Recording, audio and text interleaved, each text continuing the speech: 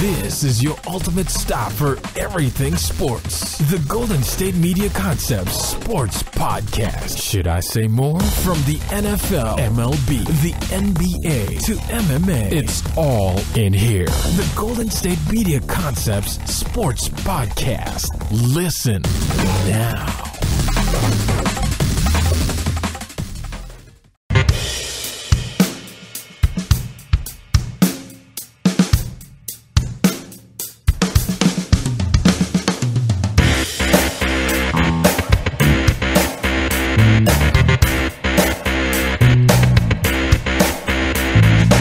Thank you for listening to the Golden State Media Concepts Sports Podcast, where we discuss the news in the world of sports. As always, my name is Ben. Hey, I'm Anthony. Back here on a fabulous, glorious Friday. It is going to be a great, great show for you today. It is the start of the NBA playoffs tomorrow. Finally, we are done with this whole resting and regular season games don't matter and tanking, and we're done with all that nonsense. Now the games, of course, really, really count. So we'll be sort of giving you some brief predictions. I don't want to waste too much time. If you do want to get a more in-depth perspective, I'm sort of breaking that down on the basketball show with Pauline, of course, as well next week. But we're just going to break them down a little bit, some predictions, what we think could happen, some matchups we're looking forward to. And we're going to talk a little football, and that's what we're going to lead off here now. Of course, first I want to say all our thoughts and prayers goes out to the Rooney family of their death yesterday. The owner of the Steelers, Dan Rooney, right? So Dan Rooney did die at 84 years old. Of course, he is the son of Art Rooney, who founded the team. I mean, literally the Rooney family, I'll say maybe the Mara family with the Giants, and even maybe the Hallis family with the Bears. Literally like just those three families involved with football have done so much for the whole National Football League and everything. So our thoughts and prayers go out to Dan Rooney, who died yesterday at the age of 84. So the Steelers will definitely, I'm sure they'll do something great for him at the start of next season with everything. So that's definitely tough, but I mean, things do happen. There's only two guarantees in life, and that's death and taxes, unfortunately. But rest in peace to Dan Rooney, and thoughts and prayers go out to his family. So now let's talk a little bit about Marshawn Lynch, and we'll talk a little bit about Eli Manning. So I don't know where we want to start there. Let's go with Eli. So, little old innocent Eli, right? Well, maybe not so much the case, because there is a claim going out there of potentially selling some false game-worn memorabilia. So he's, of course, it's entailing an email earlier in the month that connects with a lawsuit that claims that the Giants quarterback and a team equipment manager knowingly provided false game-worn memorabilia to collectors. So Manning in 2010, April 27th, sent an email to the Giants head equipment manager, his name is Joe Skiba, asking for 2 helmets that can be passed as game-used, even though they weren't. Right. Do you think there's any truth to this? I mean, come on. This is Eli, after all. I always want to believe that, this whole thing, I just want to believe that Eli Manning just, was like, oh, yeah, these were game-worn. It's like, no, they weren't. You're like, oh, I'm sorry. And he just kind of goes back, not knowing that he didn't do something right. Like, Eli doesn't seem like someone that's kind of this calculated, right? Even if it isn't that calculated, he doesn't seem like somebody that did this, intentionally to screw over people, right? I don't know. Eli's always had the public persona of the, I don't know how to describe it.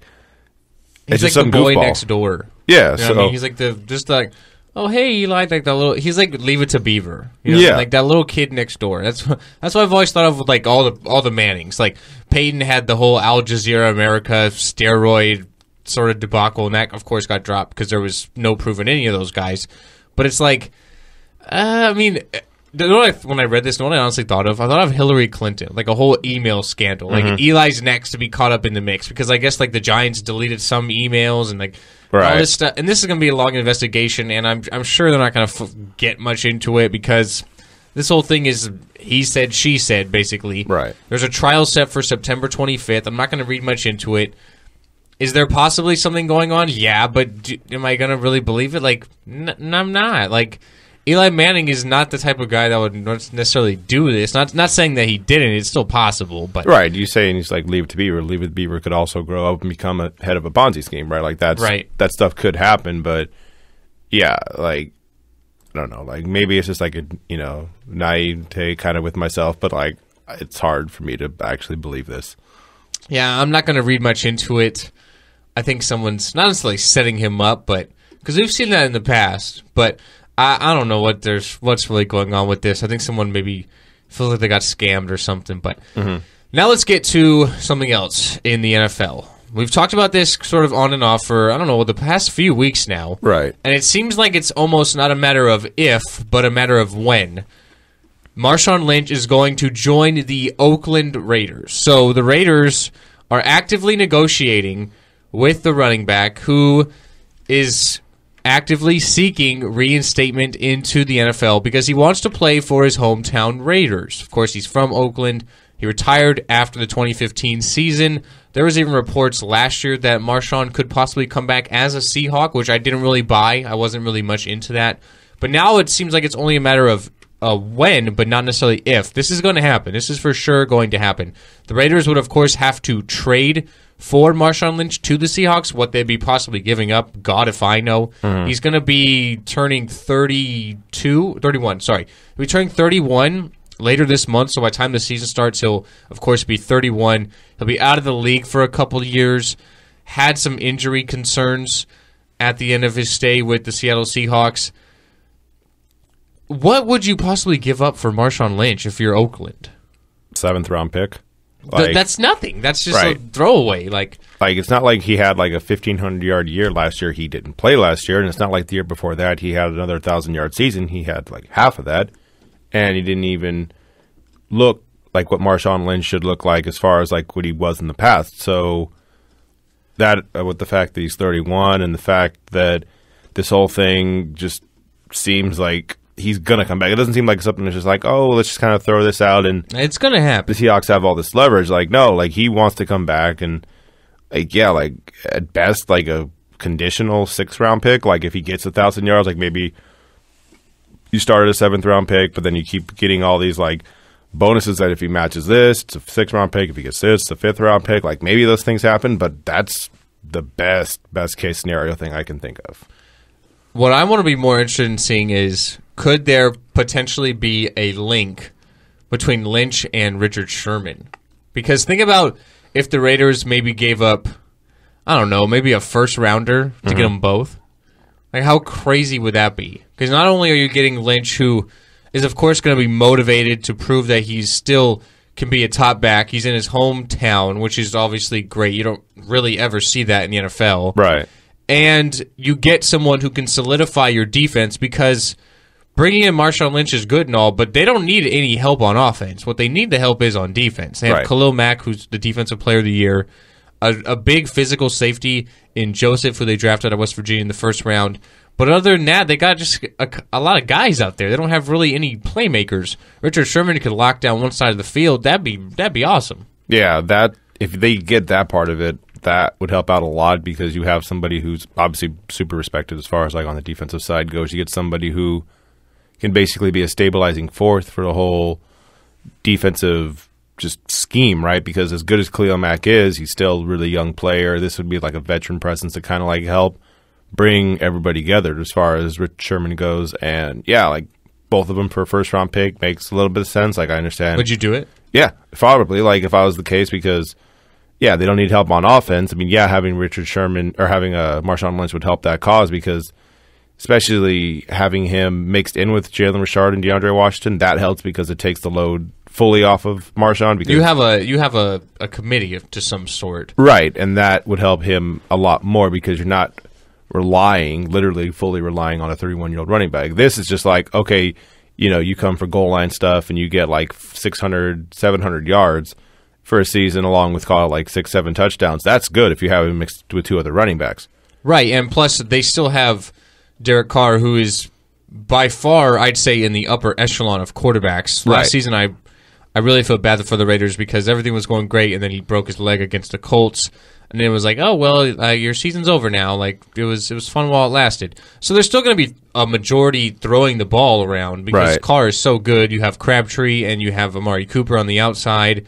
Maybe they can draft a tight end if they do keep a high pick, which if they just trade for Marshawn Lynch, like you said, they're not going to obviously have to give up much for him. Right. But if they don't make this Richard Sherman move, they're going to have a nice first-round pick where maybe they can get like a tight end, maybe another skill position around him, or simply just build the defense, which is really, in my eyes, all they need to do. So we'll see what happens. But, I mean, the Seahawks and Raiders can even work out a trade before Lynch is even formally reinstated, which he's working on doing right now. So it's, like I said, it's a matter of when, not necessarily if, this is going to happen. And it'd be good for Marshawn back in his hometown. I know he's a Bay Area guy, went to Cal, always had a lot of fun there.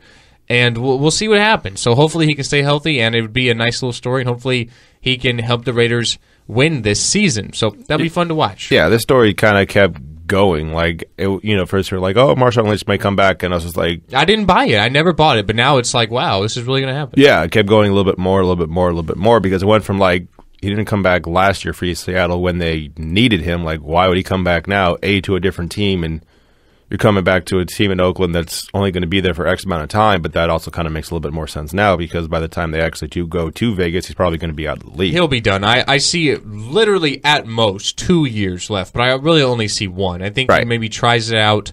Like you said, I wouldn't expect much. It's not like he's going to go out there and rush for 1,200 yards. Yeah. I think he probably tests it out, wants to play in front of his home crowd. Once he accomplishes that, like sort of crosses off his bucket list, so to speak, then he'll probably be done and like for good, like officially hanging up the cleats. Because I think he just kind of got tired of the regime in Seattle at the end. And he's still probably very upset about the goal line incident where they threw it and he got intercepted by Malcolm Butler, which lost them a Super Bowl. And even Sherman was really upset about that too. So I'm sure that's probably still, I don't want to say fresh on his mind, but it was right after he retired and everything. So we'll see what happens, but it's going to be a good story. Yeah, and the fact that also when he retired, the Raiders were a bad team. Now they're good. So he wants to go back to his hometown, sure, but he also wants to go back to his hometown that's a good team. Yeah, another chance to win. He's got one Super Bowl ring, trying to get more. So right. We'll take our first break here on the show. After the break, we're going to talk some NBA playoffs for once. Thank God the regular season's finally over. I love it, but, I mean, the NBA has a real serious problem in my eyes. But we're talking about some playoffs where the games actually matter. We'll talk about each series briefly, give some minor predictions, and see what happens. Coming up next at the GSMC Sports Podcast. Tired of searching the vast jungle of podcasts? Now listen close and hear this out. There's a podcast network that covers just about everything that you've been searching. The Golden State Media Concepts Podcast Network is here. Nothing less than a podcast bliss with endless hours of podcast coverage. From news, sports, music, fashion, cooking, entertainment, fantasy, football, and so much more. So stop lurking around and go straight out to the Golden State Media Concepts Podcast Network. Guaranteed to fill that podcast itch. Whatever it may be. Visit us at www.gsmcpodcast.com. Follow us on Facebook and Twitter, and download us on iTunes, SoundCloud, and Google Play.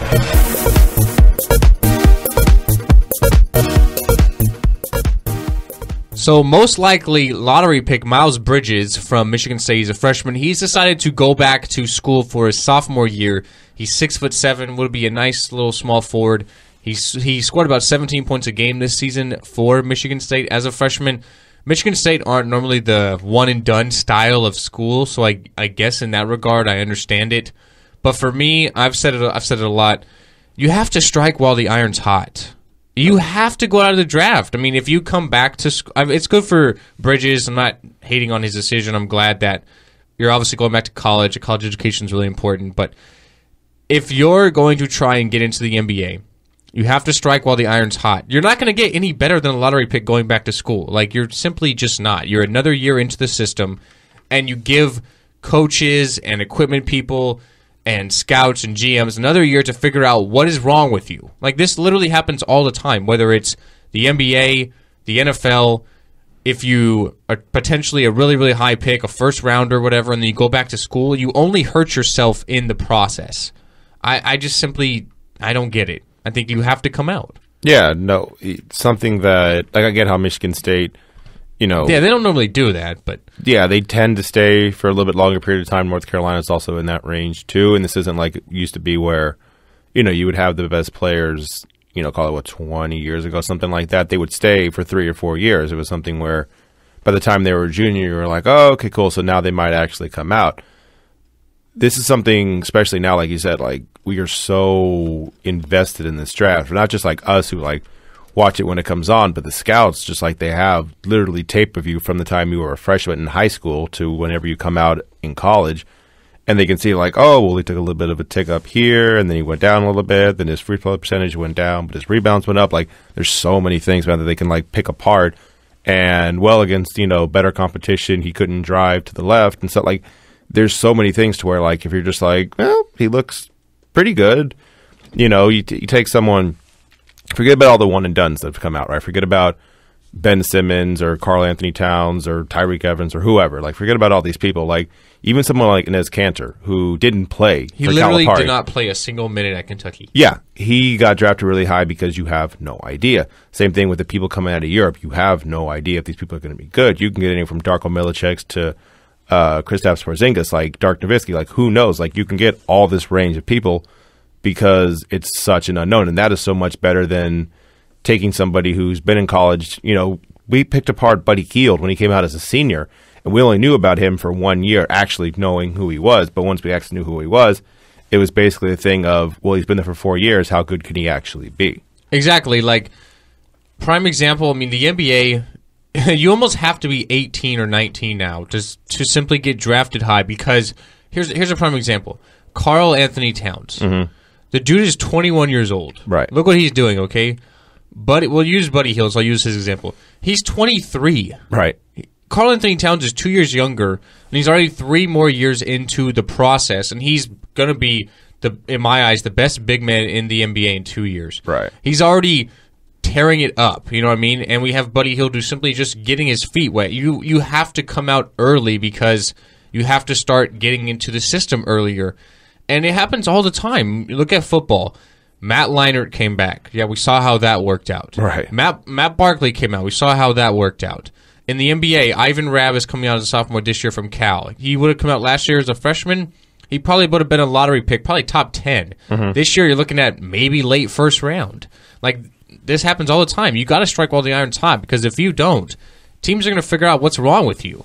And for a guy like Bridges, very, very good freshman year. Like I said, 17 points, 8 rebounds, kind of a big physical guy. I don't necessarily agree with the decision, but I'm happy for him. It's good. Definitely go back to school. A couple of other small ones. Justin Jackson, the All-American from North Carolina. He's a junior. He is declaring for the draft and hiring an agent. Probably be a late lottery, maybe middle first round.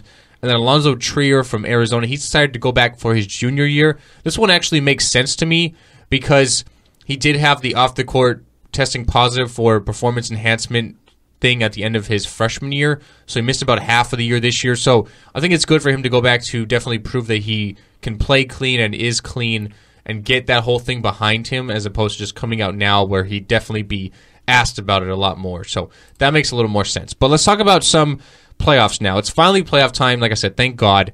We don't have to worry about tanking and resting players, and do the Cavaliers really care about the regular season? Because now it's almost like they have to. This is definitely where it all starts. Mm-hmm. Are we on a collision course for the Warriors and Cavs to meet again? Yeah, I think probably, because you look at the teams in the East, it's the Cavs and the Celtics, I guess.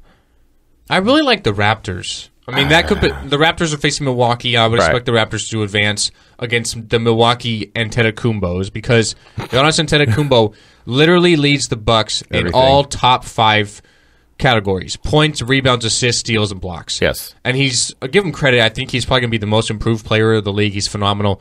He's the first player in NBA history to be within the top 20 in all of those categories in a single season. That's absolutely phenomenal, but he's a stat stuffer. He fills it up.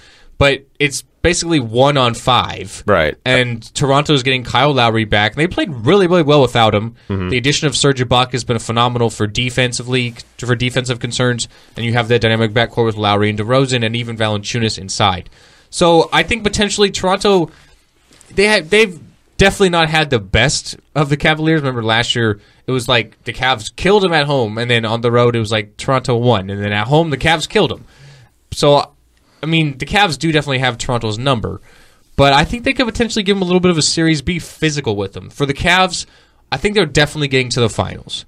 The question is, how tired are they going to be on their way there? Are they going to take some bumps in the East? Because honestly, in the West, I don't see how anybody stops the Warriors, even the Spurs. I mean, you're looking at Kawhi Leonard against Kevin Durant. That makes a lot of sense. Kawhi is a very, very good defender, probably the best defender in the league. Right. But you're looking at Klay Thompson against Danny Green. I'll give the edge to Klay Thompson. And you're looking at Steph Curry against Tony Parker or Patty Mills. I mean, he should have no problem with them.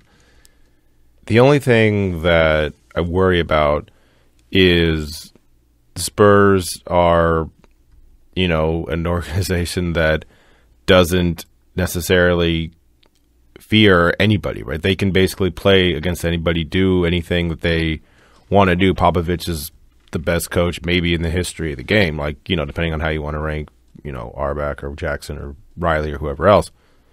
He always has a plan, and he knows how to get this stuff done, like winning anywhere from 1999 to 2014. No, the team that he has isn't star-wise as good as the Cavaliers, or as good as the Warriors are, because you get Draymond Green, Klay Thompson, Steph, and Kevin Durant compared to just Kawhi Leonard as far as all-stars this year.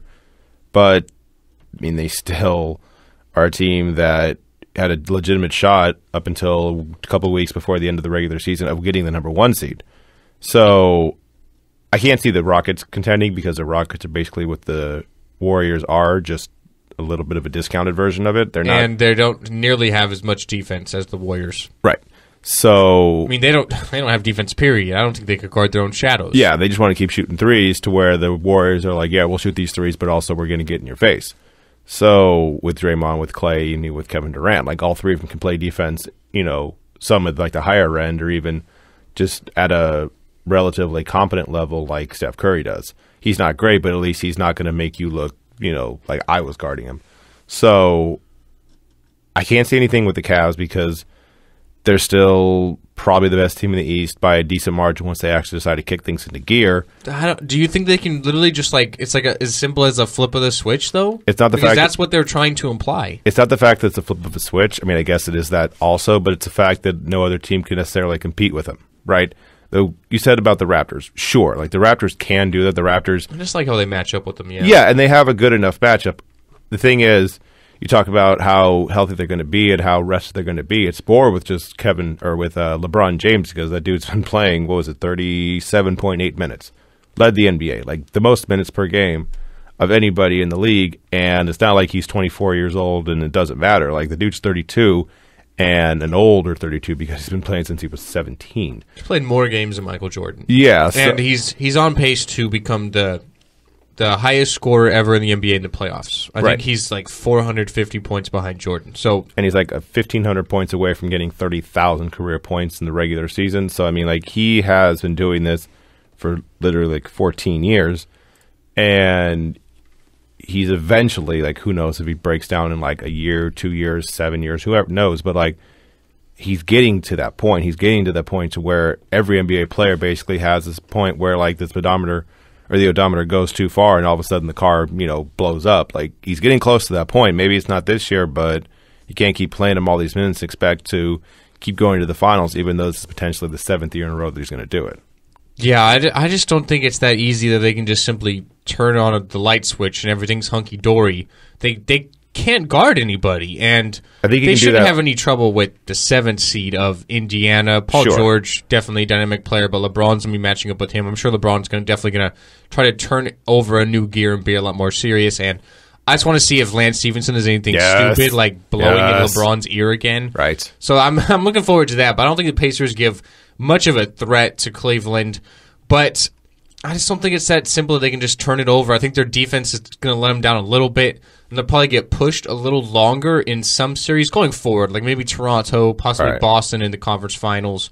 And then by the time they get to the NBA finals, and probably, in my eyes, definitely the Warriors, I think they could just definitely play, maybe 5-6 more games in Golden State by that point and be like, maybe this might be quicker than I thought it would be. Yeah, like the Warriors at this point to the Cavaliers are basically like the big boss at the end of a video game that you have to defeat. Like everyone else, like they probably got enough to beat them and everything else like that. It's going to be a little bit difficult or whatever, and they're going to have to get into that like other fifth gear that we're talking about. But it's once they get to the finals, whether it's even if it's the Spurs, because it's like, oh, well, the Spurs. If it's the Spurs against the Cavs, it's over. The Spurs are going to kill them because the Spurs are obviously still really good, and Popovich knows how to play LeBron, and that's all you have to really know how to play. You have to play LeBron. Don't worry about Kevin Durant or Kyrie Irving. Don't worry about Kevin Love. You have to worry about LeBron because if LeBron's out of this, the Cavs are out of this. We've seen that enough over the last 3 years that like if LeBron's not playing or if LeBron's not 100, like that team isn't the same team. Like. Talk about MVPs with, Kawhi Leonard or James Harden or Russell Westbrook. Like, LeBron's still the most important singular player to his own team. Like, just understand the fact that Kyrie Irving had his own team. That didn't go well. Kevin Love had his own team. No playoffs combined for both of them. So, if he's sideways or if he's not the same guy or if Popovich basically, again, figures out a way to defend LeBron James, because the only series he's actually won against Popovich took 7 games and Ray Allen 3 that was damn near a miracle. 6. That was a great series, though. I loved it. And that's the only time he's actually beaten Popovich in the finals. Like, they've gone against each other 3 times, and that's the only time that they won the series. The other time they were swept, and the other time they lost in 5 games, and that one was basically a sweep, even though it was in 5 games. Yeah, the last 3 were just literally blowouts. Yeah, I mean, he doesn't have a good thing against him. Now, if it's the Rockets against the Cavaliers... that's not going to happen. I'm saying, but like that's the only situation I can see if they reach the finals where it's like, oh, okay, don't even worry about that third gear. Like, you're fine. But like the other two, yeah, man, like it looks like whoever comes out of the West has a good enough shot of winning the finals. But to be fair, we probably would have said that last year with the Warriors. Right, we'll see what's going to happen. I'm really interested. I think the Cavs are definitely the one team everyone's going to keep their eye on most because they have told you all season long that they simply don't care. They conceded the number 1 seed at the end of the season to rest LeBron and Kyrie and Kevin Love to the Celtics. So they're basically like, we don't really care if we're going to have to play on the road. So I'm looking forward to seeing what they do most of any team in the whole entire playoffs because they're the one team that I think needs to prove the most because they showed that and they basically said they don't care. So they need to show the most to me. But the rest of the playoffs, I think we have some good matchups. I think Washington and Atlanta will be a really good matchup. You have the top 2 MVP candidates with the Rockets and the Thunder matching up. Do you think Westbrook can average triple-double in the playoffs? Oh, it's not that he's going to average triple-double. It's that he's going to try and average like 20, 20, and 20 while shooting like 35 shots a game. Like, that's what I expect. Think he's going to like be even more of like I think he's a Devo? Oh, I think he's going to try to be even more insane. Whatever he did in the regular season, oh no, man, I only get 7 of these games? No, I'm going for everything. I think he'll probably average it against the Rockets. I'll give the Rockets the edge. They beat them up pretty bad in the regular season. I think it was 3-1. So I'll give the Rockets the edge there. Yeah. I think the Clippers and Jazz could be pretty good. I think that could be a really good series. This is like the last season, in my eyes, the Clippers are going to be like a formidable foundation because you have Blake, who's a free agent. You have Chris Paul, who's definitely not happy. And it's like every year they've been that team that's like, they have a great, great core. They have some good depth, but they never produce. And this is like, I feel like this is going to be like the crumbling of the Clippers here. Yeah, I'm taking the Jazz to win this series. The Jazz are a very, very good team. These two teams finished with the ideal records, exact same records, but the Clippers have the tiebreaker. Rudy Gobert inside is a great, great presence for the Jazz. You have Gordon Hayward, who's an all-star. It's going to be a fun series. I'll give the edge to the Clippers. I think their experience will help them propel through this first round, but then they're obviously going up against the Warriors, who have fun with that. Have had their number for, I don't know, the last 3-4 years. Yeah. So we'll see, but this is definitely going to be maybe the downfall of the Clips. You know, this is like their last season together in my eyes. So we'll see what happens. We'll take our last break here on the show. After the break, we'll just sort of close it up here. The Detroit Lions have some new uniforms. We'll try to explain them as best as we can and tell you what we think of them. And we have a Cuban Missile Crisis in New York. Yoenis Cespedes, I don't know if that guy's human or not, but he can't stop hitting home runs. All that coming up next at the GSMC Sports Podcast. Do you want to be healthier, yet you just don't know what to do? All these shows telling you this and that, but nothing seems to work. Well, listen close. Golden State Media Concepts has got something great for you. The Health and Wellness Podcast dedicated to workout trends, healthy eating habits, diet, and everything about healthy living. Join us in our banters as we help you not just live life to the fullest, but live it to the healthiest.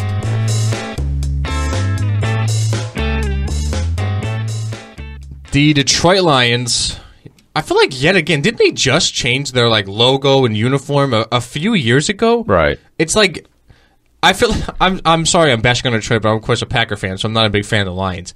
But it's like, they're that bad as an organization that they have to change it up every 4 or 5 years just to keep you excited. There's a few teams in the NFL that are historic because, they have one jersey. Right. The Packers, I don't think they've ever changed their jersey except for 1920. The Steelers.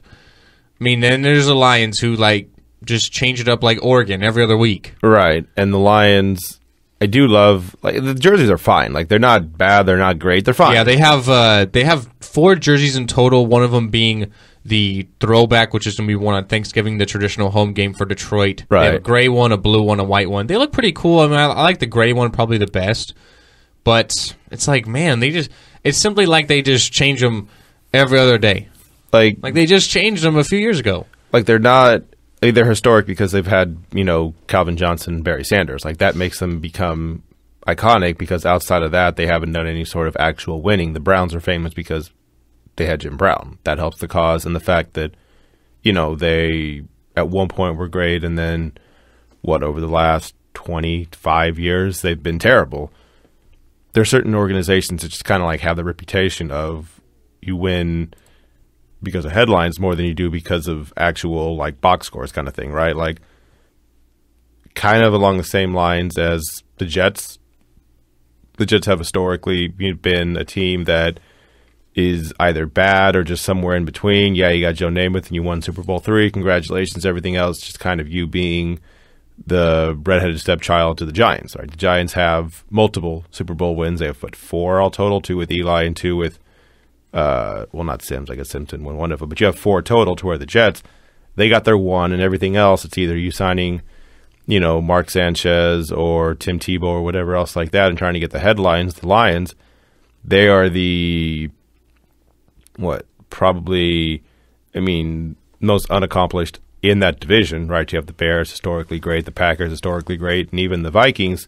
They've made it to a lot of Super Bowls. They haven't won any of them, but they at least at one point were really good, and even sometime recently, whether it be Brett Favre, Adrian Peterson, whatever, they had a shot of winning the Super Bowl. The Lions, outside of maybe 1 year, haven't been in contention. So like you said, they just kind of go with this route of just hey, we have new jerseys. Pay no attention to the man behind the curtain. Look at this. Look at this jersey. It's so nice. Look at you don't care about it? Oh, the Lions have 1 playoff win in 59 years. That simply just sums it up right there. Hold on. They have not won a playoff game in 25 years, but in total they have 1 playoff win in 59 years.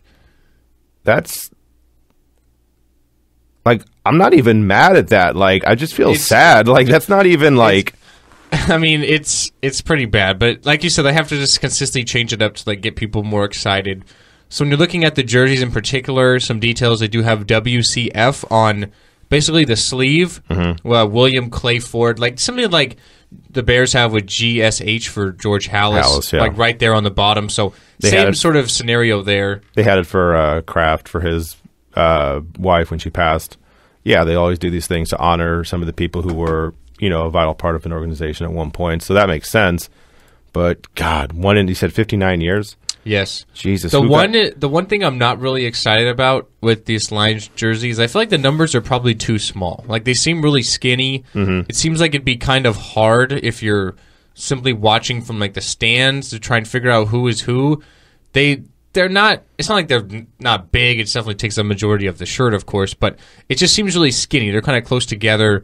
Looks like you might have to squint a little bit. Maybe it's just me. I mean, I have my glasses on, but... At least they didn't do the whole Tampa Bay Buccaneers thing where it looks like the clock time.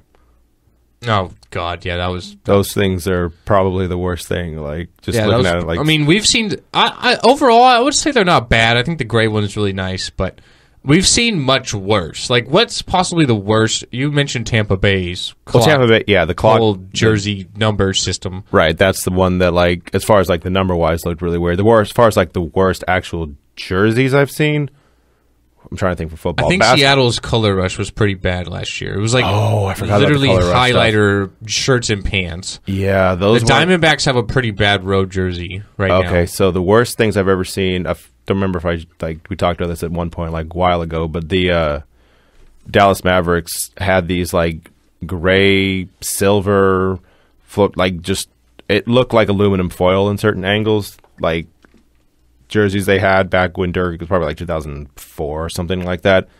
That was really bad. I mean, you historically have something like the White Sox had. Yeah, I'm looking at this right now, the gray one. It looks god-awful. It was like fluorescent almost. It looks like slate. Yes, that was really bad. The original incarnation of the Seahawks, like, not the original, but like the 2000, like when Emmitt Smith was breaking the rushing record in Dallas, like those jerseys weren't the best for Seattle.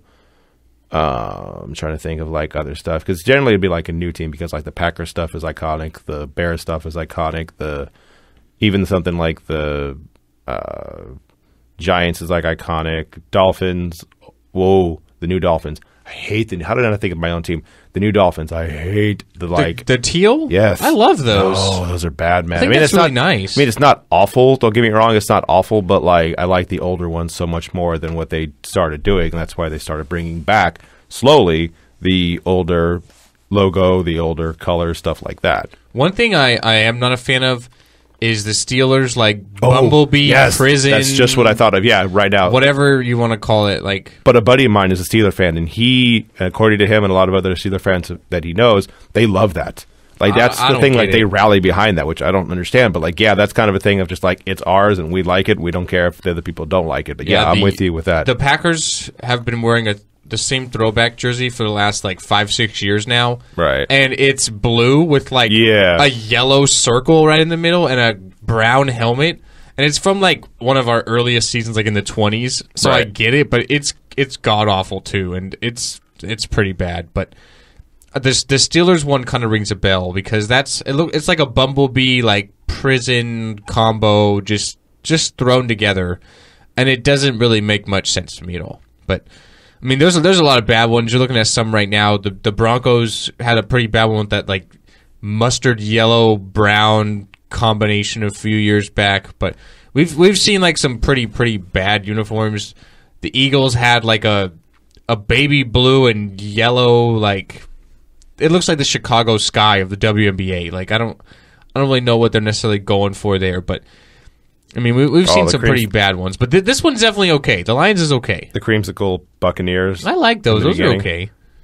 I mean, that one's not bad. I don't really mind that one. So, who knows? Detroit Lions, new uniforms. What I took away most from this was, like, God, they just consistently, like, they changed their logo a few years back with new unis. It's like they just have to really just keep things sort of fresh to get people entertained with them, because they've just been so bad as a franchise in their whole existence. It's like, they're literally known most for losing games, like 0-16 the year they drafted Stafford. Right. One playoff win in forever. Like, I mean, they're just simply known for just bad things. So they're trying to keep it fresh. So I get it, and it makes sense and everything. But geez, man, like, it takes forever. But anyways, let's move on. We're going to end the show here. We're talking a little bit of baseball news. We had a 16-inning marathon last night. Yes, a marathon. 16 innings. The Mets win 9-8 over the Marlins in 16 innings, thanks to a 16th inning home run by DiNardo. But anyways, we're talking about Yoenis Cespedes, because I don't think this guy is human. We have, like, a Cuban Missile Crisis or something. He literally is a freak, dude. He hit 2 more home runs yesterday. The first one was, I think it might be still traveling. It got measured at 440 feet to left field in the 3rd inning. And you saw as soon as he hit it, he just simply, like, was like, okay. Like, he suddenly just stood there for a second and just trotted around the plate. You remember on Tuesday he hit 3 home runs, and it was only the 5th inning. Yeah. He's got 5 home runs in his last 3 games, 6 in total so far this season. And he's hitting, well, last night was, of course, on the road, but he's hitting at Citi Field, which is a pitcher's ballpark. Mm-hmm. This dude is just literally tearing it up. Like, I hope he hits like 40. He is one of my favorite players now because, I mean, you've known me for a little bit of time now. You know I like the players that are kind of brash and kind of like have fun playing baseball or playing basketball. I love it too. Like Harper, I mean, I love it. I think it's good for baseball. He is the best case scenario of what Puig is, right? Because he and Puig both don't necessarily care about your, like, you know, respect the game kind of stuff like that. Puig's just not as good, but because what is his name? You have the situation where he just keeps hitting home runs left, right, and center. It doesn't matter, like you said, whether it's in Citi Field or whether he's going to Miami or whether he's going to Washington, wherever. Like, he is going to keep hitting these home runs. Like, yeah, Cespedes has these things where, you know, he has the flashy cars in the beginning or does this or that, but I mean, he is just the offense for the Mets. Like, he is. I mean, you also have Jay Bruce having a good season as well, but he, for the past, 3 or 4 years, has been the guy in the offense that you at least have confidence that if all else fails, he's going to produce. Yeah, I mean, he's just tearing it up. And you mentioned, like, I think he's having, like, more fun than anybody. Like, he shows up to spring training with all the flashy cars, and right.